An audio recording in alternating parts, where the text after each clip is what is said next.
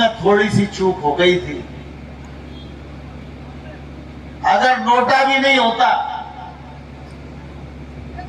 तो अभी मुझे लगता है कमल खिल जाता। इस बार मैं आप सबसे प्रार्थना करने के लिए आया हूं, श्रावस्ती सहित 80 सीटों पर भारतीय जनता पार्टी का कमल खिलना चाहिए और मोदी जी को आप सबका आशीर्वाद मिलना चाहिए।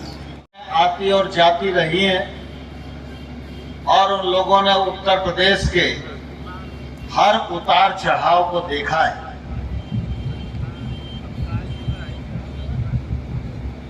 मैं मध्य प्रदेश में ग्वालियर का रहने वाला हूं और मेरा ननिहाल उत्तर प्रदेश में है। जब हम बहुत छोटे थे तो स्कूल की छुट्टियां जब 2 महीने की होती थी तो ग्वालियर से अपने गांव आते थे या फिर मामा के यहाँ आते थे। और जब उस कालखंड में मैं उत्तर प्रदेश को देखता था और मध्य प्रदेश से तुलना करता था तो उस जमाने में उत्तर प्रदेश देश का सिरमौर राज्य था, ऐसा सब मानते थे। लेकिन धीरे धीरे राजनीति गिरती गई। सपा और बसपा जैसी पार्टियां यहां सरकार में आई, लोक लुभावन बातें करके आई, लेकिन उन पार्टियों ने उत्तर प्रदेश के वैभव को और उत्तर प्रदेश की शान को समाप्त करने का काम किया। इन सरकारों के कार्यकाल में उत्तर प्रदेश दुरावस्था का शिकार हुआ, अविकास का शिकार हुआ, भ्रष्टाचार का शिकार हुआ और लूटमार और अराजकता तो ऐसी उस जमाने में रही कि कोई किसी की सुनने वाला नहीं था। विकास की दूर दूर तक संभावनाएं नहीं होती थी। चारों तरफ अंधकार ही अंधकार दिखाई देता था। अगर कोई रास्ता हो तो अपना काम काज उठाकर दूसरे राज्य में डेरा जमा लें। मैं ग्वालियर में रहता हूं, इसलिए एक तरफ इटावा लगा है, एक तरफ झांसी और उरई लगी है और एक तरफ आगरा जिला लगा है। गुंडागर्दी का यह आलम रहता था कि वहां के लोग अपना घरबार छोड़कर ये कोशिश करते थे कि कैसे भी ग्वालियर में जगह मिल जाए तो हम उत्तर प्रदेश छोड़ दें। लेकिन हम सब जानते हैं कि हमारे भारतवर्ष की आत्मा लोकतंत्र में बसती है और जब जब लोकतंत्र को कुचलने की कोशिश हुई तब नेताओं ने कुछ भी भूमिका निर्वाह की हो, लेकिन जनता ने हमेशा अंगड़ाई ली और लोकतंत्र की रक्षा करने का काम किया। इतिहास इस बात का साक्षी है। जब श्रीमती इंदिरा गांधी के विरुद्ध इलाहाबाद हाई कोर्ट के जज जगमोहन लाल सिन्हा ने फैसला सुनाया तो इंदिरा गांधी को पद छोड़ना चाहिए था। उन्होंने पद नहीं छोड़ा और देश को आपातकाल में धकेल दिया। लाखों लोग जेल में बंद रहे, लेकिन जब 77 में चुनाव हुआ तो विरोधी पार्टियों को कार्यालय की जगह नहीं मिल रही थी, जनसंपर्क के लिए गाड़ियां किराए पर कोई नहीं दे रहा था। तब भी हिंदुस्तान की जनता ने अगड़ाई ली और इंदिरा गांधी को परास्त करके जनता पार्टी की सरकार इस देश में बनाने का काम किया। उत्तर प्रदेश के लोग बिजली के लिए तरसते थे। आज हम देखते हैं तो दिन में भी बिजली चल रही है, रात में तो बिजली मिलती ही है। किसान अपना उत्पादन बेच पाए समर्थन मूल्य पर, इसके लिए खरीद केंद्र की स्थापना नहीं होती थी। सड़कें खराब थी, सिंचाई के साधन नहीं थे, बुंदेलखंड जैसे इलाकों में पीने का स्वच्छ पानी नहीं मिलता था। लेकिन केंद्र में मोदी जी और उत्तर प्रदेश में योगी जी, इस डबल इंजन की सरकार ने सुनिश्चित किया कि आज उत्तर प्रदेश के लोगों को निस्तार के लिए भी बिजली मिल रही है और सिंचाई के लिए भी बिजली की उपलब्धता की कोई कमी नहीं है। जब मैं इधर से उधर जाता हूं तो 9 से 12 के बीच में मैं उत्तर प्रदेश में पार्टी का काम करने के लिए आता था। तो उस समय के उत्तर प्रदेश को देखते हैं और आज के उत्तर प्रदेश को देखते हैं तो समझ में नहीं आता कि हम उसी सड़क से गुजर रहे हैं। विकास दर विकास,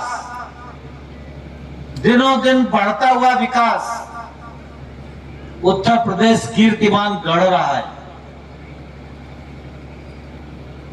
केंद्र सरकार की हर योजना का लाभ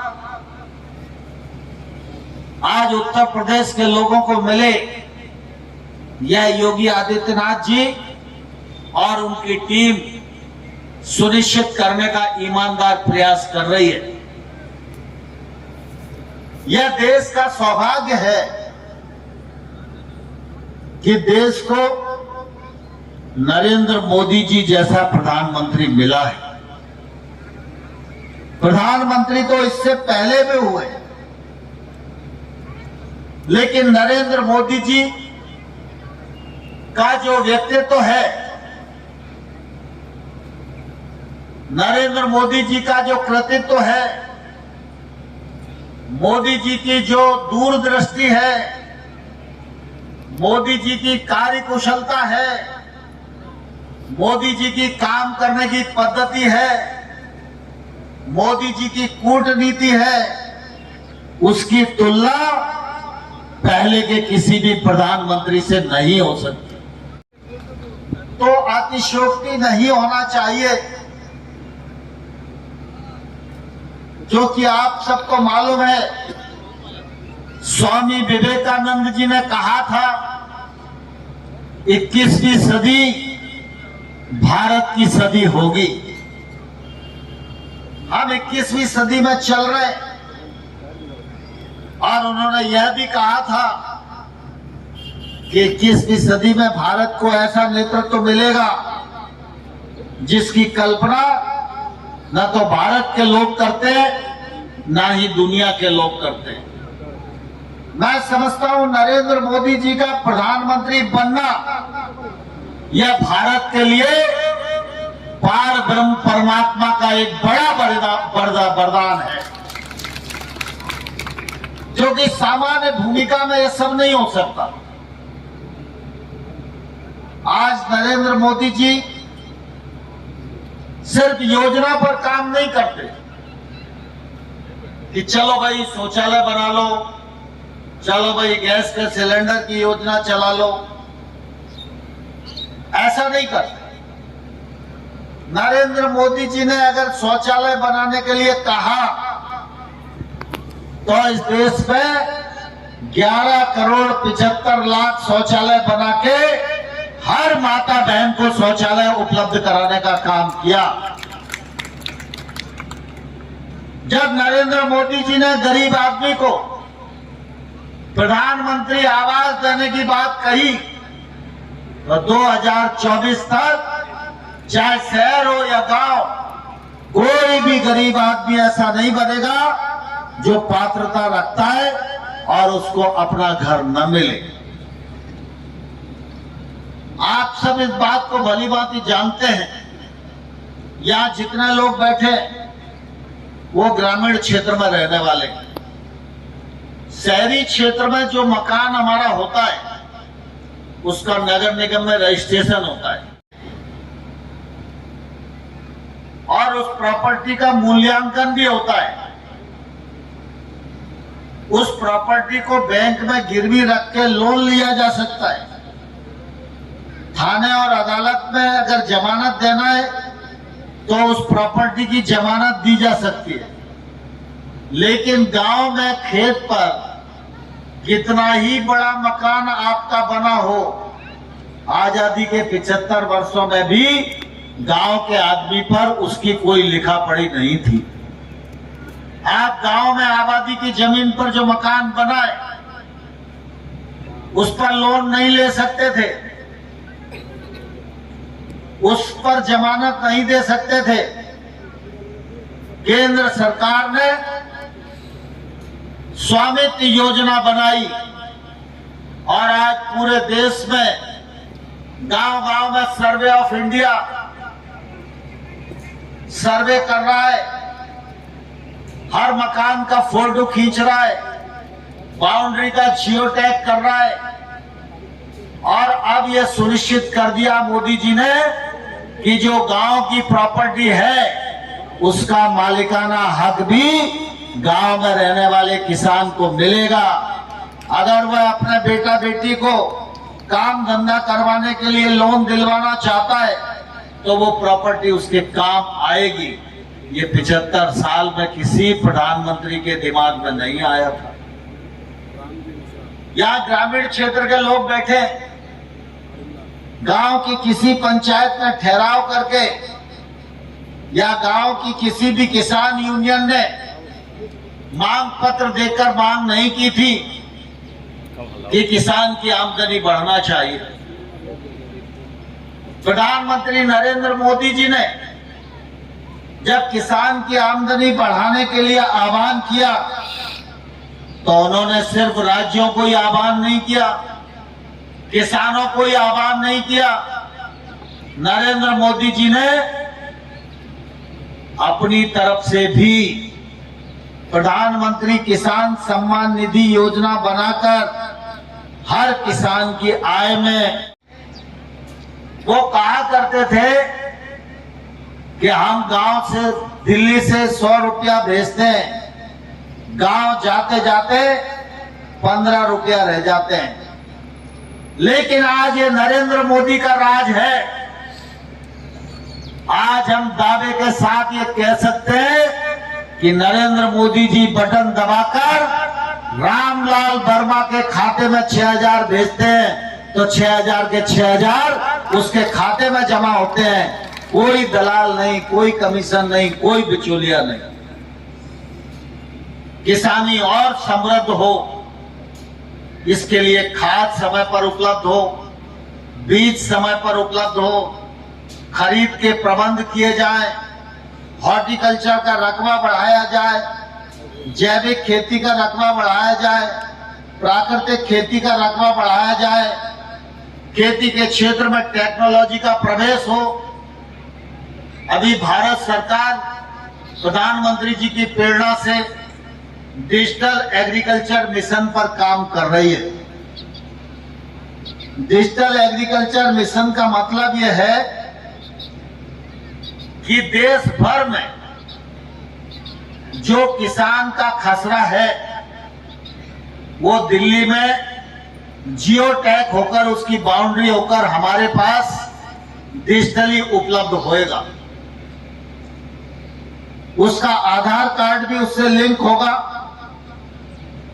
उस जिले के बैंक भी उससे लिंक होंगे और उस जिले का एग्रीकल्चर डिपार्टमेंट भी उससे लिंक होगा और उस किसान को मिलने वाली योजना का लाभ वो भी उससे लिंक होगा। भारत वैश्विक मंचों पर पीछे की सीट पर बैठा करता था, लेकिन आज मोदी जी की कार्य कुशलता के कारण मोदी जी ने अपने देश की परिस्थिति को ताकत के साथ दुनिया के राजनीतिक मंच पर रखा। इसके परिणाम स्वरूप आज भारत की दुनिया में ऐसी स्थिति हो गई है कि दुनिया का कोई भी वैश्विक मंच हो, जब तक भारत सहमत नहीं होता उसकी बैठक का एजेंडा तय नहीं होता। आपको मालूम है आतंकवाद बड़ा पुराना मामला है। जब कांग्रेस की सरकार थी तो आतंकवाद पर चर्चा होती थी तो दुनिया के तमाम सारे देश पाकिस्तान के पक्ष में खड़े दिखाई देते थे। लेकिन आज जब पाकिस्तान से चर्चा होती है या आतंकवाद पर चर्चा होती है तो दुनिया में पाकिस्तान अकेला है, सारी दुनिया भारत के साथ खड़ी हुई दिखाई देती है। भारतीय जनता पार्टी 2024 की चुनावी तैयारियों में जुट गई है। मोदी सरकार के 9 वर्ष पूर्ण हुए हैं। उनकी उपलब्धियों को लेकर हमारे कार्यकर्ता देश भर में घर घर जा रहे हैं और मुझे इस बात की प्रसन्नता है कि मोदी जी और योगी जी दोनों का कार्यकाल उपलब्धियों से भरा हुआ है, जन सेवा और कल्याण से भरा हुआ है, विकास से भरा हुआ है और हम विकास के आधार पर जनता के बीच में जाएंगे और 24 में उत्तर प्रदेश में अधिक से अधिक लोकसभा जीतें, यह सुनिश्चित करने में सफल होंगे। समाजवादी पार्टी के राष्ट्रीय अध्यक्ष अखिलेश यादव के द्वारा ये कहा गया है कि 2024 के चुनाव में वो उत्तर प्रदेश की 80 सीटों पे विजय हासिल करेंगे। क्या कहेंगे इसमें? मैं समझता हूं कि जब तक रिजल्ट नहीं आता है तब तक इस प्रकार के स्वप्न देखने का अधिकार तो सबको है।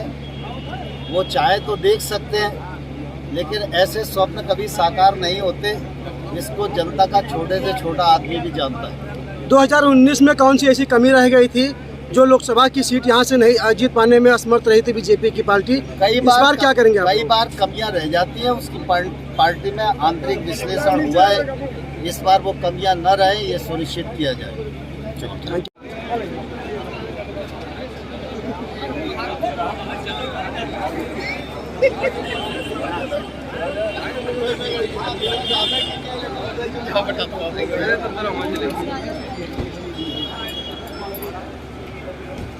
यू।